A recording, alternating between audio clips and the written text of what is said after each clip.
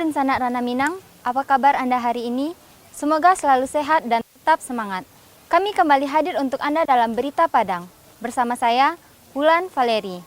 Sejumlah informasi menarik telah kami siapkan untuk Anda. Berikut 3 berita utama hari ini.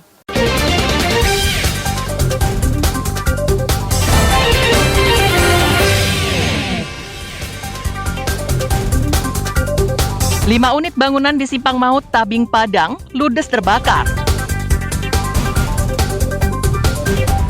Seorang pengedar sabu-sabu di Payakumbuh ditangkap saat akan bertransaksi dengan polisi yang menyamar. Ular kobra masuk ke rumah warga di Pasaman Barat, sembunyi di balik karpet di sudut ruangan.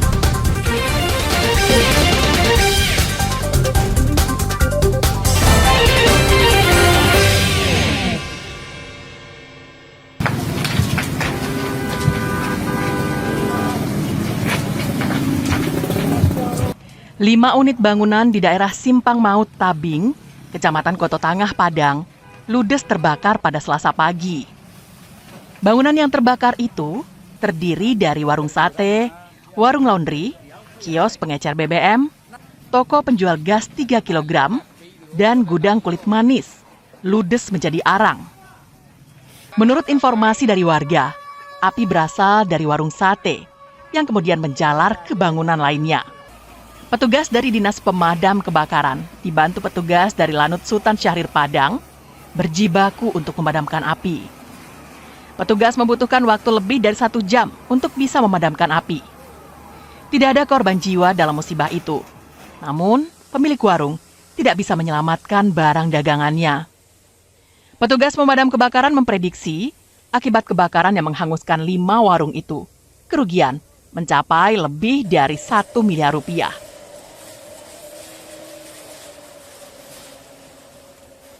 Informasi dari masyarakat ada yang terbakar, itu ada gudang, ada listrik, laundry, tempat laundry, ada penjualan minyak tentengan. Penyebabnya itu lagi diselidiki oleh pihak kepolisian. Lebih kurang kerugian lagi kurang 1 miliar. Usai api berhasil dipadamkan, petugas kepolisian langsung memasang garis polisi di lokasi kejadian. Kasusnya kini ditangani Polsek Koto Tangah untuk menyelidiki penyebab kebakaran. Robiham melaporkan dari Padang.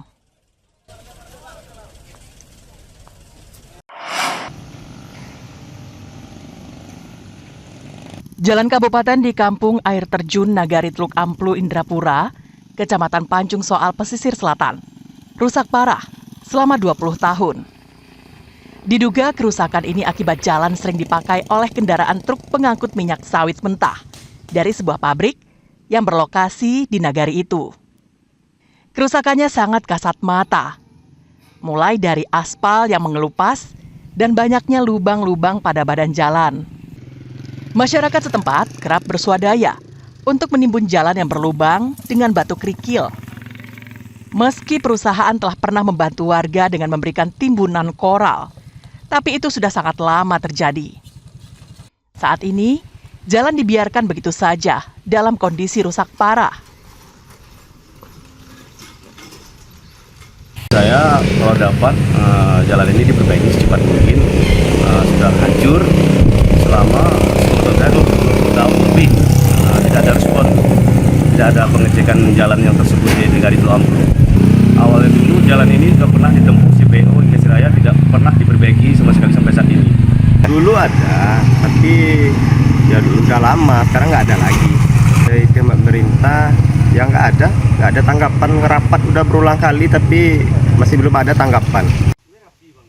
Warga berharap pemerintah memperbaiki jalan yang rusak itu karena dibutuhkan sebagai sarana untuk transportasi dan untuk kelancaran pengangkutan hasil bumi masyarakat setempat. Banta Fauzan melaporkan dari Pesisir Selatan.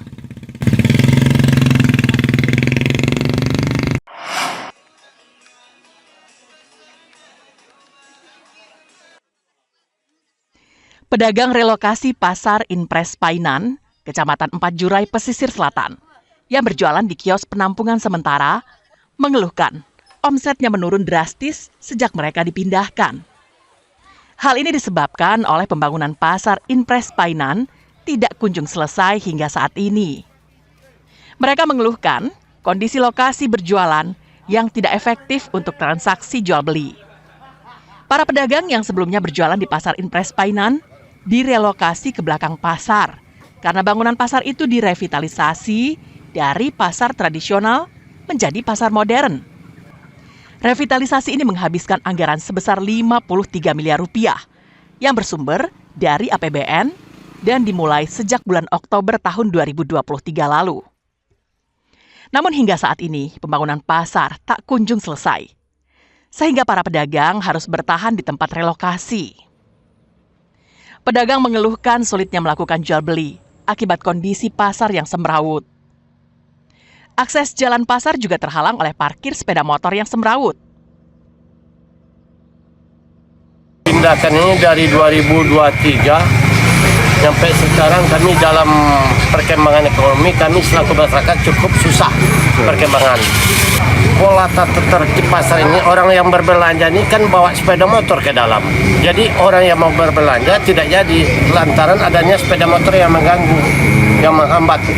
Ini masyarakat berharap pembangunan pasar harus dilanjutkan kembali. Untuk pasar yang baru ini tolong disegerakan selesaikan. Soalnya kan ini pusat sementara kan di tepi jalan ini kan banyak motor-motor lewat. Ini tergantung Bang. Ada beberapa hari rame, ada beberapa hari enggak. Kalau dalam bisa 5 ke atas, kalau sini cuma 4.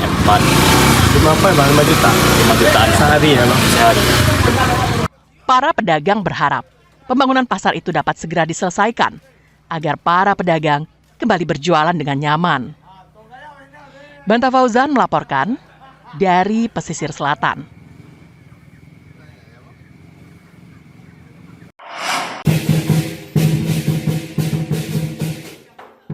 Biasanya, barongsai tampil saat perayaan Tahun Baru Imlek di kawasan Pecinan Pondok Padang. Namun kali ini agak sedikit berbeda. Mereka tampil di tengah kampung, di kawasan Tarandam Padang yang dihuni warga pribumi. Atraksi ini sengaja digelar. Tujuannya untuk menghibur warga dan anak-anak yang tidak sempat datang ke kawasan Pecinan Pondok saat digelarnya perayaan Tahun Baru Imlek.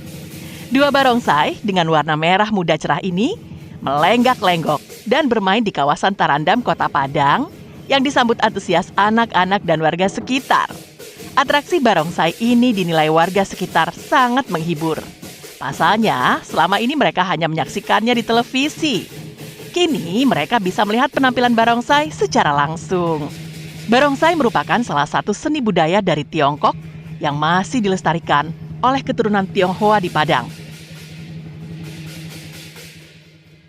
Kami sih sebagai masyarakat merasa terhibur banget ya Bang ya, karena dibandingkan nonton di kelenteng itu berdesakan, akan tapi alhamdulillah ucapan terima kasih kita ucapkan kepada tim Klewang karena sudah menghadirkan tim barongsai di sini sehingga kami bisa menonton aksi barongsai dan selayannya itu dengan leluasa gitu.